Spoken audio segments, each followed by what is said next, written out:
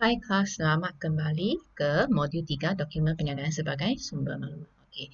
Minggu lepas kita telah pun belajar dokumen perniagaan, maksud dia dan dokumen sumber. Jadi minggu ini kita akan buat topik yang lebih singkat ya, dokumen bukan sumber di sini. Okey. Sebelum itu, cikgu mahu terangkan apakah perbezaan dokumen sumber dan dokumen bukan sumber di sini. Okey, ini dokumen sumber adalah dokumen perniagaan yang menjadi sumber asal untuk rekod dalam perakaunan. Manakala untuk dokumen bukan sumber, dia hanya menjadi rujukan saja. It's just a information for you. Informasi, satu maklumat saja untuk bagi tahu kamu apa yang amount yang belum bayar ataupun amount yang kamu hutang dengan banker ataupun pembekal kamu. Okey, sebelum kita masuk ke dokumen bukan sumber, cikgu mahu terangkan dua jenis diskaun. Okay, ini. Right, ada dua jenis diskaun yang kamu perlu tahu. Satu adalah diskaun niaga. Okay, dari mana kamu boleh dapat tengok perkataan diskaun niaga di sini? Biasanya dalam invoice kamu. Okay, kita tengok contoh invoice. Ini kedai Aloysius kepada Olympus. Dia beli telefon pintar kan? Jadi dia ada bagi dia diskaun niaga 10% di sini. Diskaun niaga ini boleh 10%, 5% ataupun 20%. Okey, apakah tujuan diskaun niaga ini diberi? Okey, apa ini? Dia adalah satu potongan harga ya. It's a discount for you semasa kamu membeli barang ini. Kenapa dia bagi diskaun niaga? Okay, tujuan dia, ingat ya, ini sangat penting. Tujuannya adalah untuk menggalakkan pembelian secara pukal. Secara pukal maksudnya secara banyak, in bulk. You have to buy in a lot of units ataupun in a large sum of money. Kerana semakin banyak barangan yang dibeli, semakin tinggi diskaun niaga yang dinikmati dia. Maksudnya dia menggalakkan. Okay, sebab selalunya seorang akan tanya, apakah tujuan diskaun niaga diberikan? Kamu kena tulis keyword dia, menggalakkan pembelian secara pukal. Okay, keyword dia. Ini adalah diskaun niaga, dia akan muncul di sini. Okay, kemudian kita teruskan dengan diskaun yang seterusnya. Okay, sebelum kita teruskan, kita buat satu contoh dulu. Pemborong minumanku menawarkan diskaun niaga sebanyak 10%. Ini 10% atas pembelian melebihi 50 karton.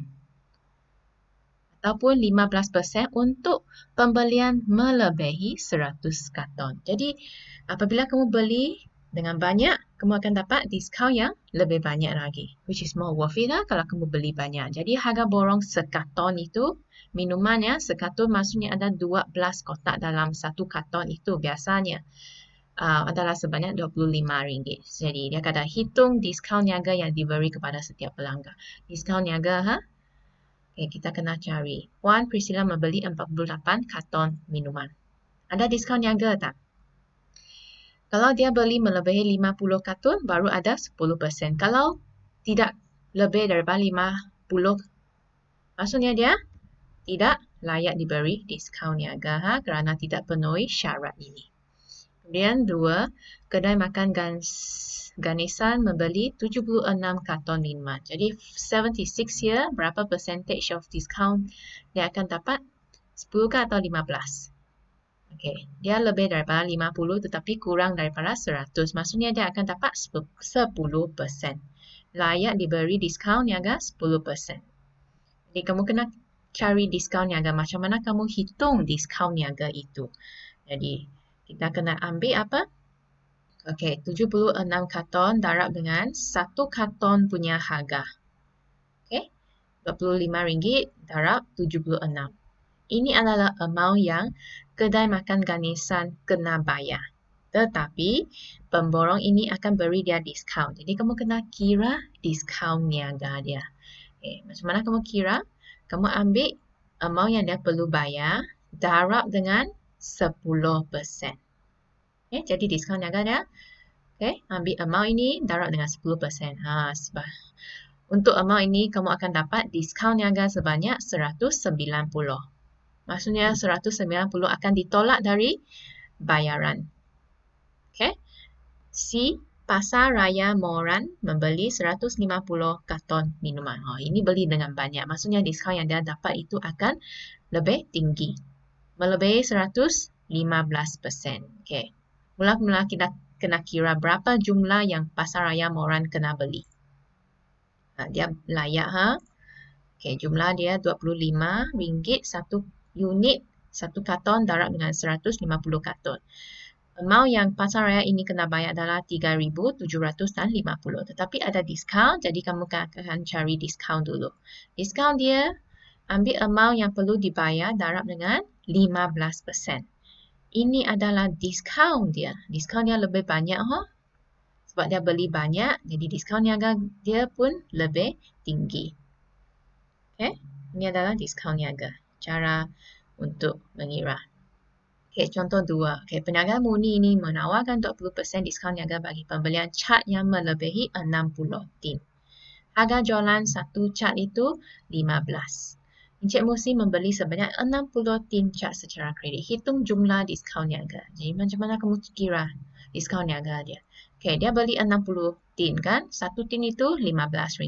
Jadi jumlah yang kena dibayar adalah RM15 darab dengan 60. Harga asal.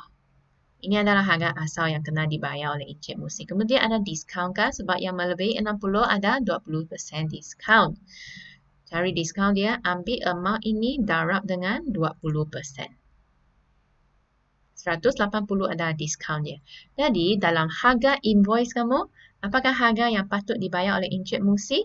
Harga invoice adalah harga asal tolak dengan diskaun. 900 tolak 180. Ini adalah harga invoice yang Encik Musi kena bayar. Tidak perlu bayar 900 di sini. Okay? Okay. Seterusnya kita akan tengok diskaun tunai. Dalam invoice kamu, di mana diskaun tunai? Di mana kamu dapat cari? Kita tahu di sini ada diskaun niaga. Tetapi diskaun tunai dia tidak sama ya seperti diskaun niaga. Tujuan dia tidak sama. Dia akan muncul di bawah syarat pembayaran. Okey, tengok sini. Dia kata 10% 14 hari, 5% 30 hari. Apakah maksud kedua-dua ini? Okey, kita tengok. Diskaun tunai diberi adalah untuk tujuan dia menggalakkan pembayaran invoice pada kadar segera. Menggalakkan pembayaran kadar segera. Okey, maksudnya di sini kalau bermula dengan 5 Ogos ini, kamu start kira 5 Ogos dalam masa 14 hari kamu menjelaskan bayaran ini, dia akan bagi kamu satu lagi diskaun, iaitu diskaun tunai sebanyak 10%. Okay? Maksudnya dia mau kamu bayar secara segera loh. Dan dia ada satu lagi syarat, kalau dalam 30 hari bermula dengan tarikh ini, dia akan bagi kamu 5%. Diskaun ini lebih kurang sebab kamu mengambil masa yang lebih panjang. Kalau kamu bayar pada 31 hari, maksudnya kamu tidak akan terima diskaun tunai ini. Okay, kita akan tengok satu contoh. Puan Aisyah membeli berapa gulung kain ya. Ini adalah jumlah dia pada 1 Januari.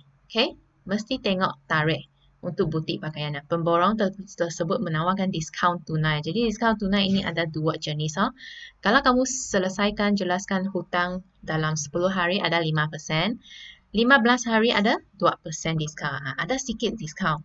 Lebih baik daripada tak ada. Kira jumlah yang perlu dibayar kalau Puan Aisyah membayar pada 11 Januari. Jadi kita kena tengok berapa lama dari 1 Januari sampai 11 Januari. Macam mana kamu kira? Kamu boleh guna jari kamu untuk kira. Okay. Saya tak suka pelajar selalu buat macam ni. Dia ambil tarikh ini 11 tolak 1. Dapat 10 hari. Jadi kamu akan pilih hari syarat ini. Diskaun ini. Tetapi kamu jangan buat macam itu ya. Sebab dari 1 Januari kamu mesti kira dalam pada hari pertama. Hari pertama dia adalah tarikh dia. Tarikh invoice itu. 1 Januari sampai 11 Januari apabila kamu guna jari untuk kira 1 sampai 11 sebenarnya 11 hari. Bukan 10 hari. Jangan ambil 11 ini tolak 1. Kamu dapat 10 hari. Salah tu. Jadi 11 hari sudah lebih daripada 10 hari. Jadi dia tidak akan dapat diskaun inilah dia tidak akan dapat 5%, tetapi dia dapat 2% diskaun. Right? Sebab dalam 15 hari. Okay, macam mana kamu kira? Dapat diskaun niaga, cari diskaun tunai dulu. Ambil harga invoice, darab dengan 2%. Ini adalah diskaun tunai. Jadi macam mana dengan pembayaran? Berapa yang dia perlu bayar? Jumlah yang perlu dibayar sebenarnya 2,500, tolak dengan diskaun 50 ini. Jumlah yang perlu dibayar 2,450. Okey. Okey. Jadi diskaun telah dibincang, kita akan tengok ini sedikit saja. Dokumen bukan sumber, dia adalah rujukan. Macam bagi informasi saja, bagi tahu saja. Dia bagi tahu. Rujukan. Bagi tahu. Just to inform you apa yang berlaku. Jadi ada dua jenis dokumen bukan sumber. Hanya dua ya, penyata akaun dan penyata bank. Apakah perbezaan ini dua? Penyata akaun maksudnya, dia adalah satu statement penyata. Daripada siapa? Pembekal kepada pelanggannya. Kenapa bagi penyata akaun? Sebagai peringatan. Just to remind you tentang jualan bayaran yang belum dijelaskan. Mungkin lepas 2 bulan, pelanggan itu masih belum bayar kan?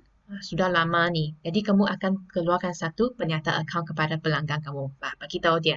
Okey, ini adalah amount yang bayaran yang kamu kena jelaskan kepada syarikat kami. Itu adalah penyata akaun. Manakala penyata bank, kita tengok bank sudah tahu ini adalah penyata daripada bank. Dan kamu akan dapat penyata bank ini setiap bulan, penyata bulanan. Dan dia akan senaraikan semua urus niaga yang berlaku. Sama ada online transaksi ke ataupun kamu ada deposit, duit masuk ke atau keluarkan duit dari bank account kamu, semua ada dalam penyata bank. Dan dikeluarkan oleh pihak bank kepada pemegang akaun. Okey, ini adalah penyata bank. Okey, kita tengok soalan yang terakhir. Ini adalah buku teks, Cik Stacy. Baru saja membuka kedai alat sukan pada 16 Julai. Jadi untuk mempopularkan perniagaan baru, dia bercadang menawarkan diskaun niaga dan tunai yang menarik di sini. Ada diskaun niaga. Diskaun niaga akan diberi dulu. Mesti ingat ya, tengok invoice kamu akan diberi diskaun niaga dulu. 5% melebihi 2,000 dan 10% untuk 5,000. Jadi lepas tu baru ada diskaun tunai. Kita kena tengok tarikh dia juga. 20 Julai ni, Kelab Badminton Juara membeli 30 unit raket berharga 230 seunit. Pembelian adalah secara kredit. Kemudian pada 26 Julai, dia menjelaskan invoice dengan tunai. Kita kena hitung dulu diskaun niaga yang diberi kepada Kelab Badminton Juara. Diskaun niaga will always come first before your diskaun tunai. Okay, kita tengok dia dapat 5% ke atau 10%. Adakah dia dapat 10%? Kita kena cari. Jadi jumlah amount raket yang dibeli itu, macam mana kamu cari? Ambil 230 darab dengan 30 unit. Harga asal raket badminton. Jadi dia telah pun dia perlu bayar 6,900 kan. Ini sudah melebihi 5,000. Jadi diskaun niaga yang dia dapat adalah 10%, bukan 5%, 10%. Sekarang kita akan cari diskaun niaga dia, ambil amount ini darab dengan 10%. Ini adalah diskaun niaga yang diberi kepada Kelab Badminton Juara. Okay. B, diskaun tunai yang diberi kepada Kelab Badminton Juara. Okey, kita tengok soalan ini ada diskaun tunai tak? Kita kena cari sama ada dia selesaikan hutang itu dalam masa 7 hari. Kita kena start kira dari 20 sampai 26. Kita guna jari 20, 21, 22, 23, 24, 25, 26. Ya, Jun 7 hari kan? Jun pada 7 hari ke-7 itu dia bayar. Maksudnya dia akan dapat 2% diskaun itu. Okay, diskaun tunai macam mana kamu cari Okey, apa yang saya buat di sini? Saya mau dapatkan harga invoice itu selepas tolak diskaun niaga. Jadi kamu akan dapat harga asal tolak dengan diskaun niaga dulu. Itu adalah harga invoice.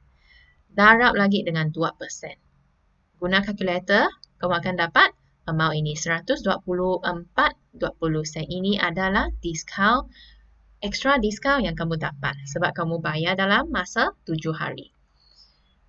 Ini adalah diskaun tunai. C, barang yang perlu dibuat. Jadi, by the end of the day, berapa yang dia kena bayar. Kamu akan dapatkan amount ini. Tolak dengan diskaun niaga dulu. Tolak lagi dengan diskaun tunai. Harga invoice. Harga invoice adalah inilah. Tolak diskaun tunai. Tolak diskaun. Okay, yang akhirnya kelab badminton juara hanya perlu bayar RM6,85.80. Okay, ini ada jawapannya. Ya, semua betul. Okay, jadi setakat sini saja untuk chapter ini. Sekian, terima kasih kelas.